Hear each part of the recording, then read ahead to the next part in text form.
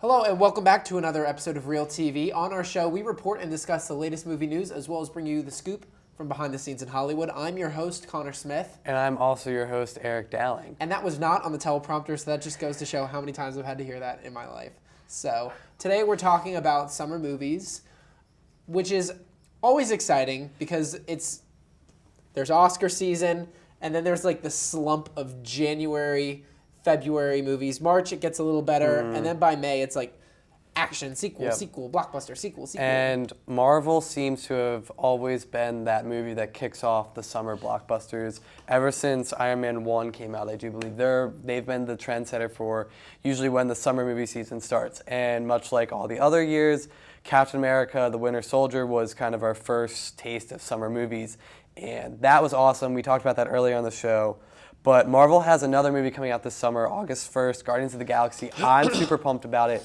Vin Diesel, Karen Gillan, Bradley Cooper, Zoe Saldana, Chris Pratt. Yeah. The list goes on. Isn't Seth Rogen in it? Seth Rogen is not in it, but John C. Reilly's in it. Okay, that's And it's going to be awesome. James Gunn is directing it. It's going to be quirky, off the wall, everything that you won't expect from a Marvel movie, but you will expect. It's going to be just... I don't know.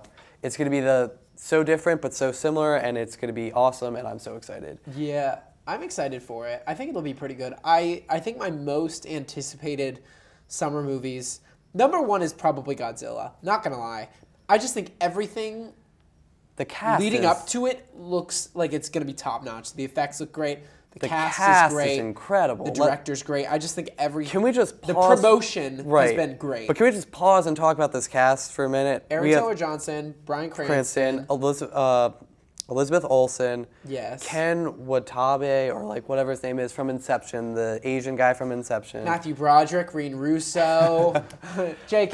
But we're gonna just forget about Godzilla 2000 because it was sort of really terrible. I like it. I mean, I like it it's almost for its camp value now. I mean, Matthew Broderick tries to be taken seriously, but it's like at the time I was absolutely in love with it. I became this huge Godzilla fanatic after that movie, so I can't say that I hated it, but it's one of those movies that you look back, you're like, how did I actually like that movie? But I like it. I own the Blu-ray, not gonna lie, no shame. I enjoyed the crappy 98 Godzilla, but continuing that trend of crappy though, let's TMNT, right? Yeah, and all other Michael Bay movies. So we got Teenage Mutant Ninja Turtles with Michael Fisher from Dark Knight, Prison Break. Yeah. Other couple of things. And also Johnny Knoxville's in it. Not gonna lie, the character designs really turned me off. I know originally... I don't like the design of the turtles, and I might get used to it with the movie. I really think the only genuinely good TMNT movie is the first with the animatronics, and the second one's okay. Yeah. The third is crap, and the CGI 2007 one was okay. It was just all right. I'm really skeptical about this movie because I know that when they first pitched it and it got leaked on the internet, it was supposed to be they were aliens, not radioactive turtles. So if they continue with this, that makes me upset for a number of reasons because that's like almost changing the canon of the story and making it like Transformers and everything else that Michael Bay has touched except the island, which will forever be the only good thing that man has done ever. I disagree. I like The Rock and Armageddon. Okay, well, I haven't seen those yet, so I can't fully judge, but... And I'm not going to lie, I am actually looking forward to seeing Transformers 4. I don't think it looks great, but I kind of like that when you reboot a franchise, they're genuinely rebooting this franchise. No more Sam Witwicky, no more boobs from Megan Fox and the rando from the third one.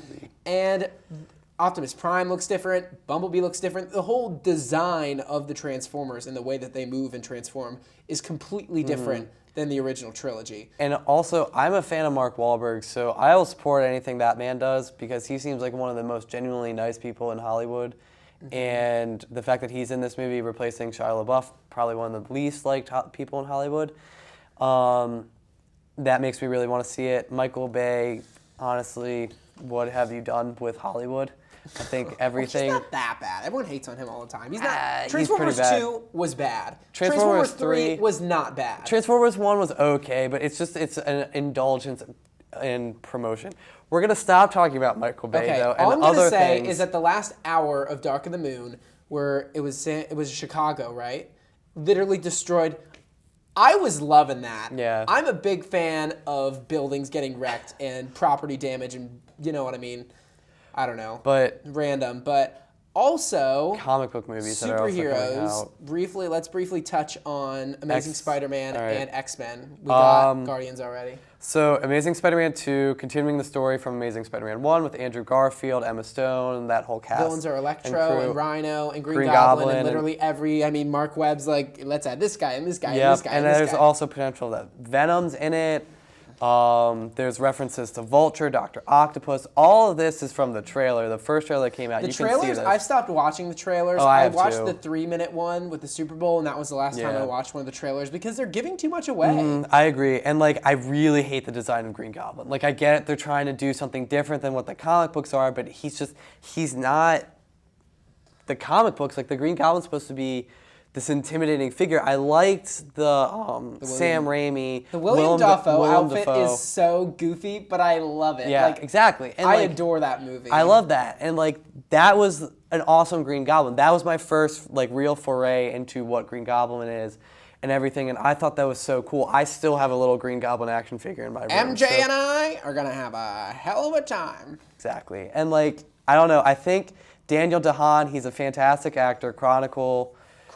Yeah. Yeah, I mean, he really showed his stuff in Chronicle, and I think that he will do a good job as Green Goblin, but I just am not a fan of their vision of it. But also, continuing the 20th Century Fox, Sony, not Disney, Marvel movies.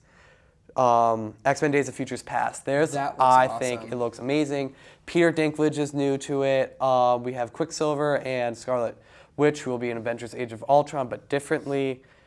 I'm not a huge fan of Quicksilver's like character design. Like I don't know, like if you like know what he looks like from the comic books, he's too like street now and urban, and like not even like the ultimate urban, but like I kind of feel like this movie might be a bit overstuffed, almost because there's so many X-Men to touch upon. But really quickly, my most anticipated sequel of the summer, aside from Amazing Spider-Man 2, is definitely Dawn of the Planet of the Apes. Because that first one surprised me like no other movie. I was in awe with that movie and how much they humanized these apes. And I think incredible. I love Andy Serkis. Incredible visual effects, incredible performances. I'm really excited for the second and one. Gary Oldman's in it, which will make it even better. James Franco's character is dead, supposedly. They just announced that like the other week. Really? I didn't really know that he was supposed to have died. But Also, Maleficent. yes, that Super looks pumped for cool. Maleficent. I think Angelina Jolie will do an incredible job with that role. And if you've seen the visuals, the way she looks and her horns, It's like and just Alice the in way, Wonderland, but better. Yeah, and I mean, it looks like it might be a little bit of like visual overkill, like CGI overkill, but I think it could be good. Anything else, like top couple that you're excited for? Not that I can think of, but guys, stay tuned. We'll be right back with more from Hollywood. How to Train Your Dragon 2. Excited for that. I just wanted to keep talking forever.